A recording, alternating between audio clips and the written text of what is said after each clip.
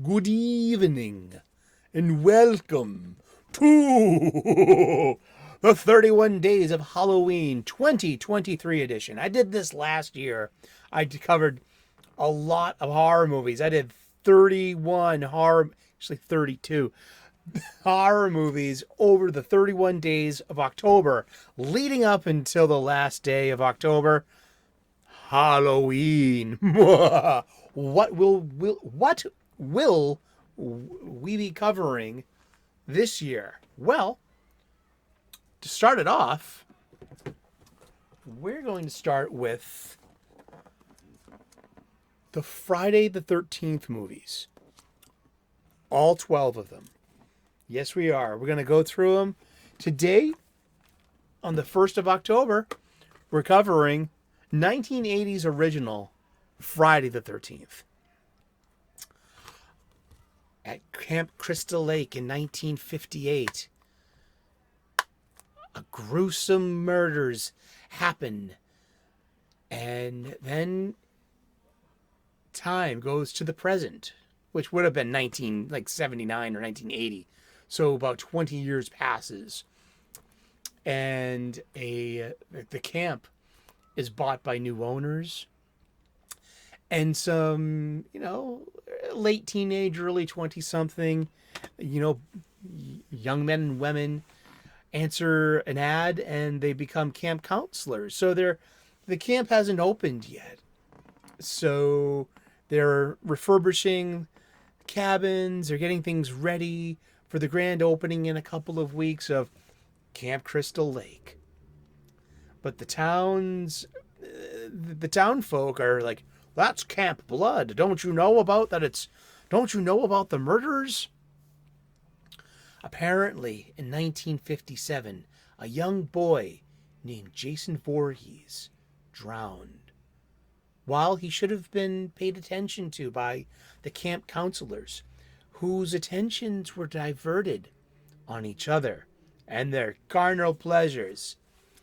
So, this begins the cycle of the Friday the 13th movies.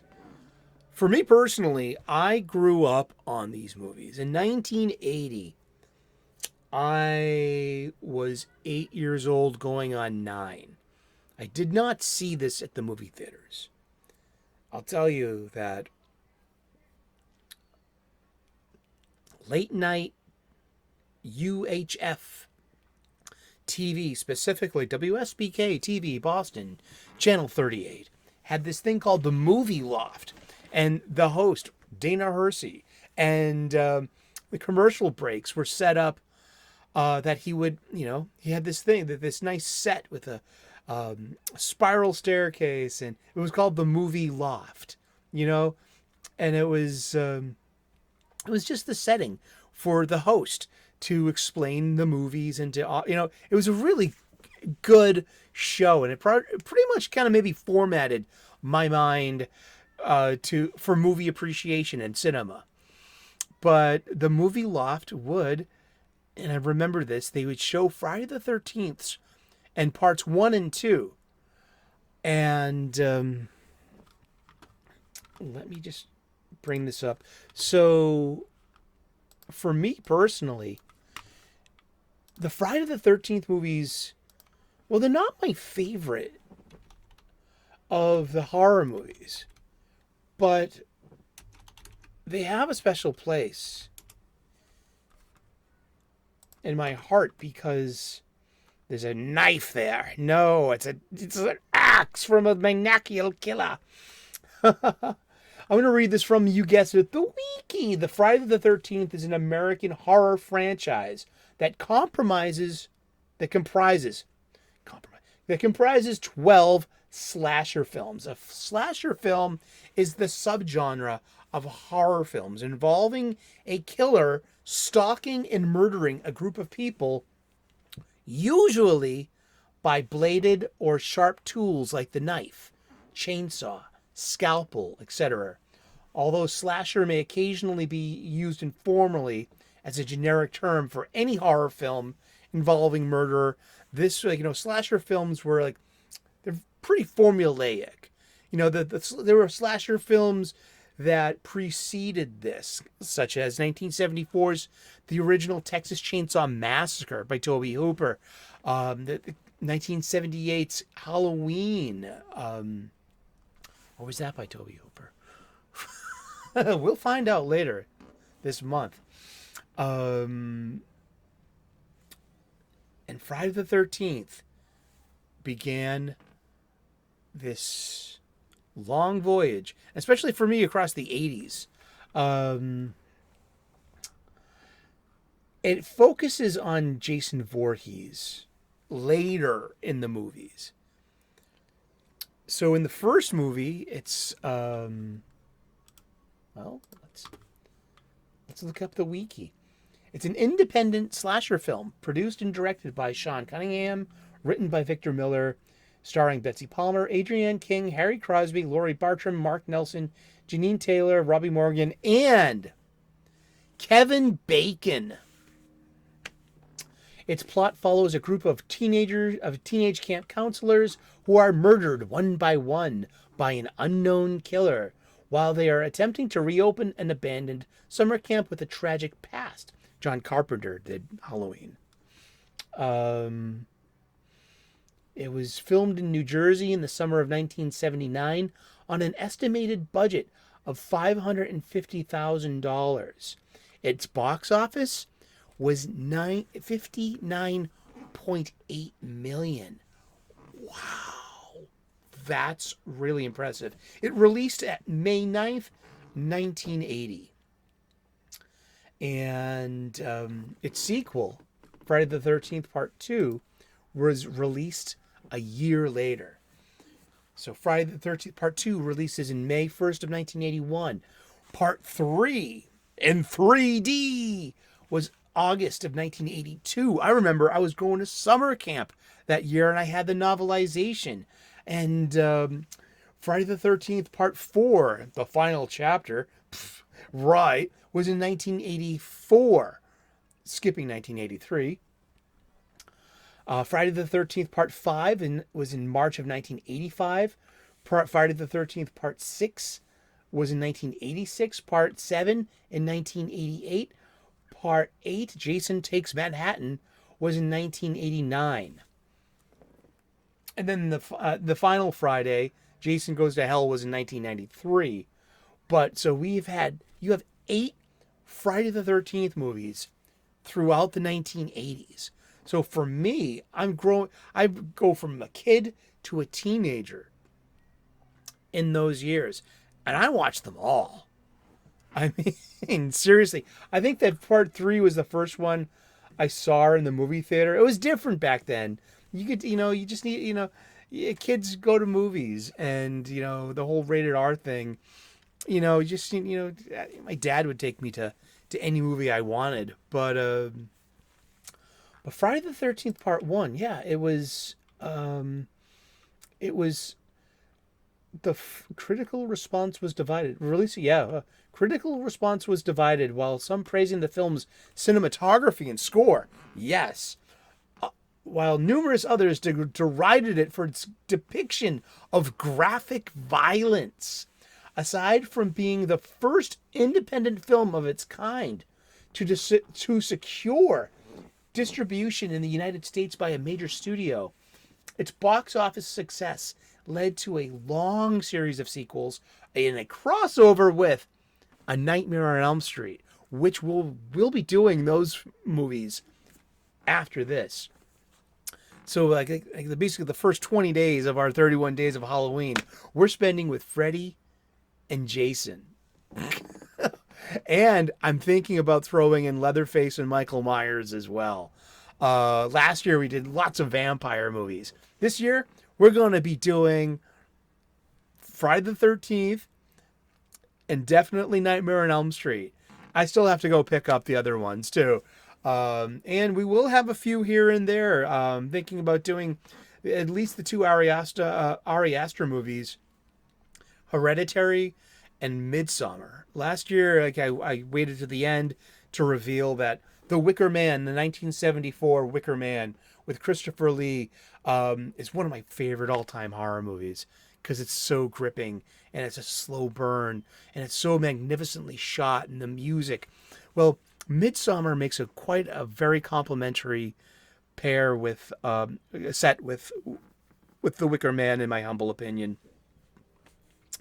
2019's A24 movie, made for $8 million, and it got a 9 million, made for $9 million, and had a $48 million box office, which isn't that bad for a small movie. But Midsummer, we're going to talk about Midsummer when it's time to talk about Midsummer at the end of the month. But for right now, it's about Friday the 13th. The first, and in 1958, two counselors sneak inside a cabin to have sex, where an unseen assailant murders them. And then in the opening, you have Annie, the cook, who shows up, and she accepts a hitchhiked ride and ends up being very bad for her. So we have, it's got a running time of 1 hour and 35 minutes, and I was impressed with how tight this movie is, because we're not burdened with its own lore and its continuity yet, so it's a fresh slate. So we have 3 acts. We have really decent cinematography, great camera work, great music, good original music. It's very tension. It's great, and it's a lot to do with setup and payoff. And then comes some really gruesome practical special effects by Tom Savini himself. It's really, really good. And then, you get the whole law of diminishing returns, and especially the whole thing with just now it's a property. Now it's a perpetuating intellectual property. And it becomes about Jason. In the first movie, in this original Friday the 13th, Jason is not the killer. Jason's only mentioned a few times and only seen twice. It's his mother, who's known as Mrs. Voorhees. She doesn't even have a first name. It's just Mrs. Voorhees. No, it's Pamela Voorhees. That's her name. And she is the murderer. And because she's maybe a little traumatized, and she heard that the camp was opening again, so no one should be like her little boy Jason and ignored by you promiscuous, horny teenagers who would diverted your attention to have sex. And that's like all everyone's doing in these movies is, teenagers going to have sex and getting killed for it. That's like one of the major things of a modern horror. These aren't even modern anymore, are they? No, this is 43 years old.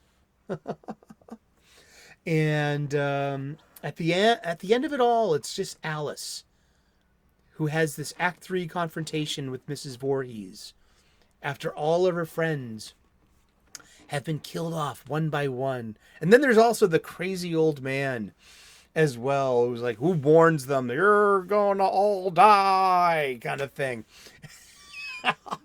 It gives me more of an appreciation, too, for something like Cabin in the Woods, which is this wonderful celebration of the genre and of all the stories that came before it. Cabin in the Woods, was that 2013? Cabin in the Woods. Not Kane. Cabin is a 2011 film by Drew Goddard and Joss Whedon.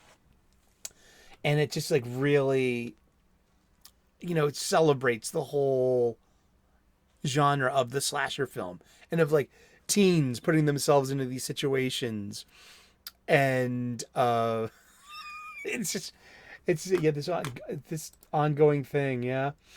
And so welcome. We're going to start off slow, and we're going to build our way up. We're going to be doing all the Friday the 13th movies. But at the end of it, it's Alice, and she's in the the she puts herself in a canoe and puts the canoe out into the lake where she can feel safe at the end of the movie after chopping off Mrs. Voorhees' head after defending herself. And then the boy Jason comes from the water and pulls her under the water.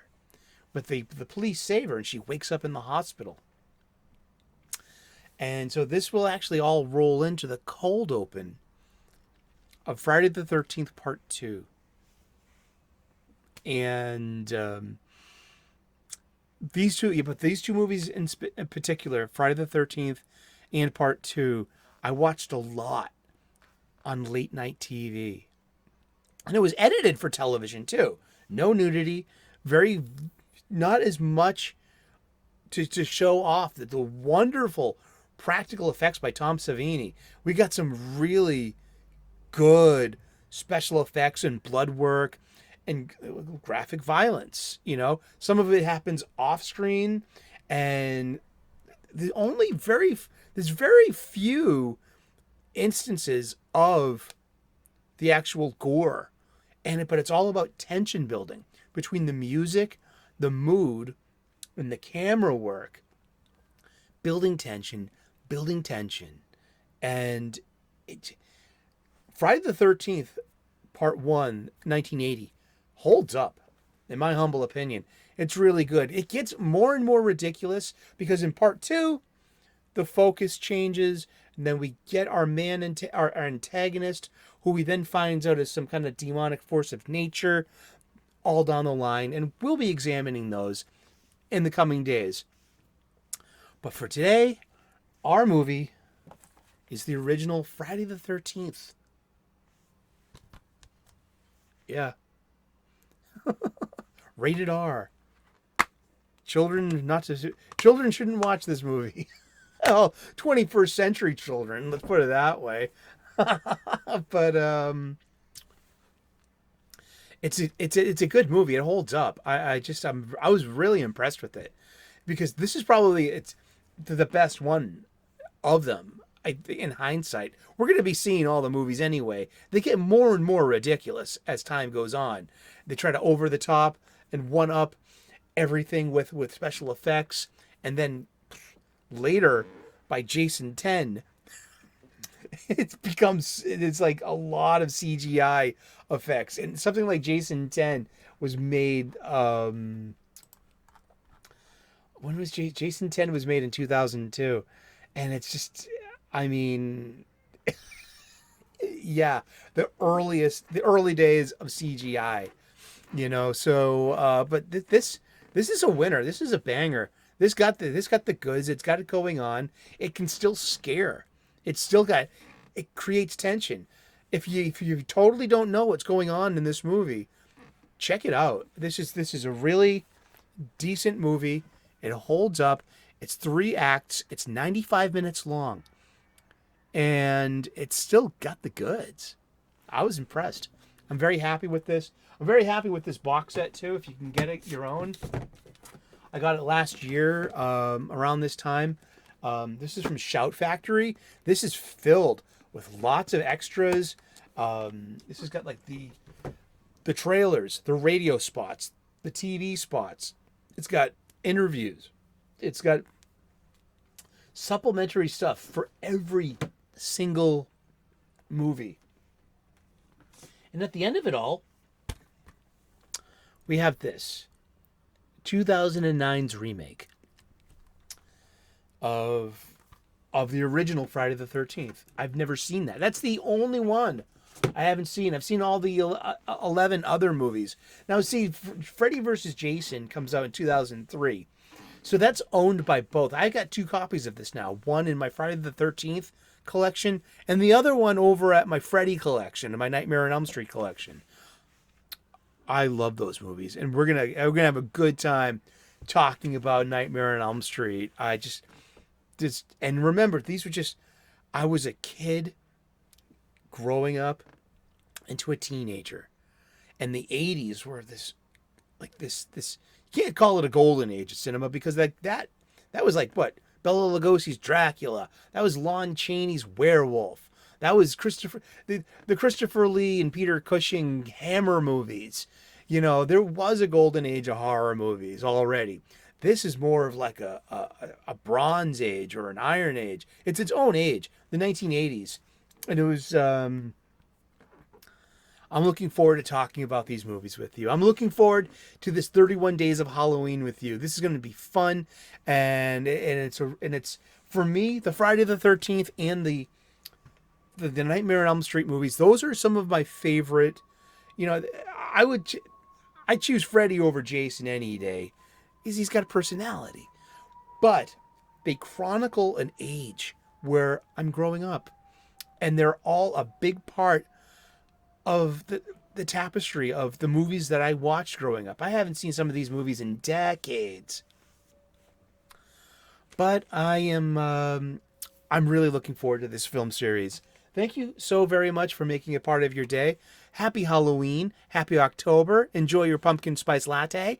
And as always, don't go to Camp Crystal Lake. It's Camp Blood. We'll see you tomorrow with part 2. And and put on those notifications. Ring that bell. You know, like and subscribe. If you haven't subscribed yet, subscribe to the channel. We make daily content. We talk about pop culture. We talk about spirituality and purpose. I'm a professional chef. We talk about cooking a lot. And this month, we're doing double duty again. The second annual 31 Days of Halloween here at our channel here. I've been looking forward to this all year. I really have. I had so much fun with this last year. I love vampire movies. I got a playlist. I'll put that at the end too, where you can check out any of those movies. And we'll see you again tomorrow with more horror movies. Pika! Cheers. We'll see you later. Bye-bye.